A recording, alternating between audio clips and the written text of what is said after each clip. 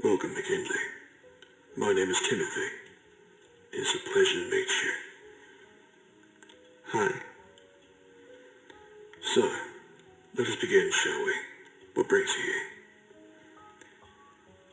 I need someone else I can talk to, just in case.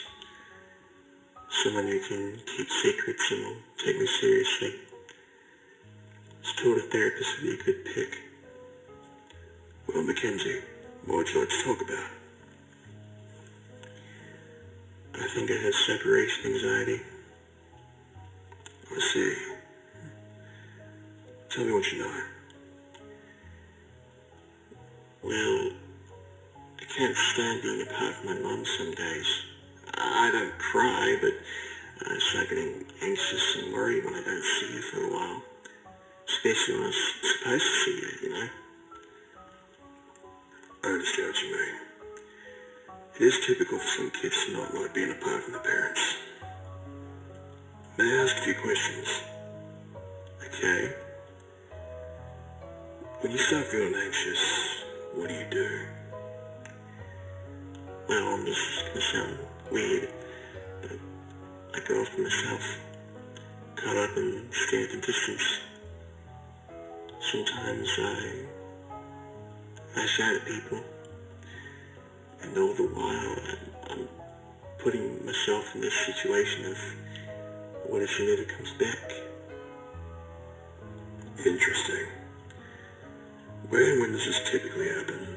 At school, sleepovers, the shops? Never had a sleepover before. I don't think I could handle it. Happens anywhere when I think my mum's left me behind.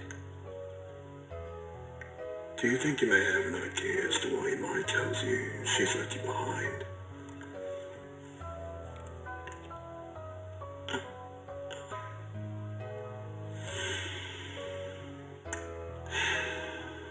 When I was taught, I got left behind in a mall playground back in New Zealand. I don't like going down slides or through tunnels anymore.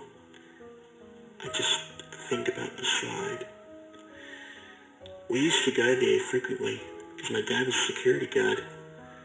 My mum would always take me to the playground as we waited on him to get off work.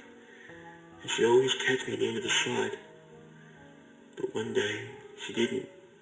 She wasn't there.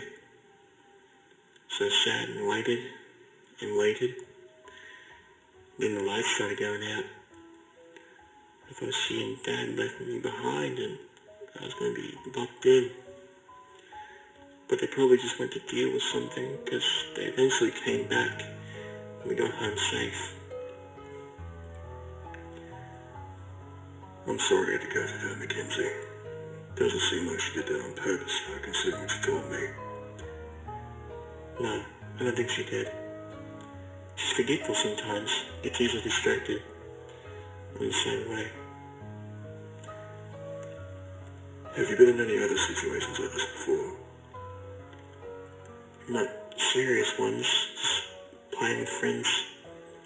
Sometimes I'm a teacher, something happens. Either someone calls them over or we get into a squabble. And I wonder if they'll ever come back. And I start getting anxious and frustrated and I sit down, curl up and stare.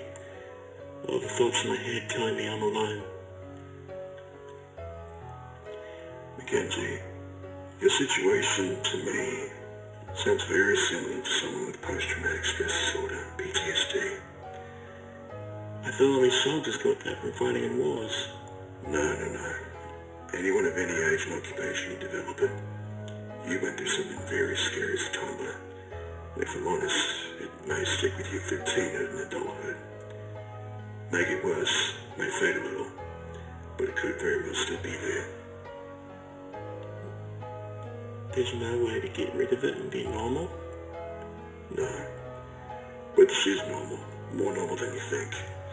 Plenty of others struggle with things like this. And the best way to deal with them is to just have someone to talk to and be by your side. That's why I'm here. That's why I do what I do. And I just want you to know that if you ever need me, I'll be right here as an option for you. Thank you. I feel a lot better getting this out of me. Not a problem. Is there anything else you'd like to discuss?